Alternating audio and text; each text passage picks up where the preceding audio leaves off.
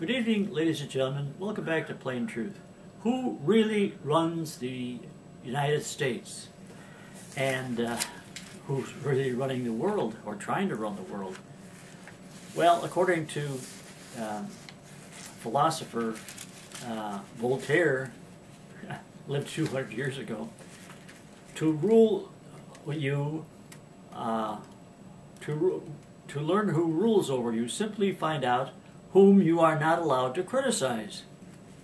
Well, Senator Fulbright, years ago, after 30 years in the Senate, said that the United States Senate is controlled, about 80% of it, by Jewish people and Israel. And of course, that brought down the wrath of Israel, and he was quite quickly bumped out of his job. There was Congressman Finley, same thing happened.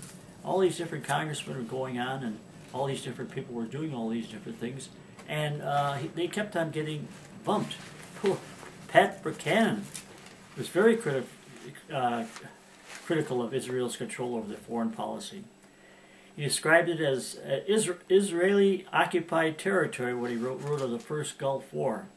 Marge Schott, she wasn't favored Nazis or anything like that, but she had the family heirloom. I guess the husband befriended a German from World War II, and he had an armband, and so he gave her the armband. Well, because she had this armband and would not denounce Hitler, she had to get rid of her baseball franchise. Marlon Brando, tearful apology made partly in Yiddish, and he kept on growling and eventually was forbidden. But all kinds of people kept on being, there's this one website will show you about 30 different people that get gobbled up by this machine. Well, over in France, way in the bottom of this YouTube, you go on way in the bottom of the YouTube and find that this old guy, 85 years old, is hauled into court again. Why not? I mean, he supposedly said something about he didn't believe in the Holocaust. Well, I guess in France, what you believe, you can't say. And so he was hauled into court, and that's not so bad as far as just being hauled into court. He was physically accosted 10 times.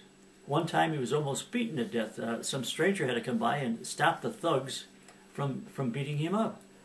And he almost died.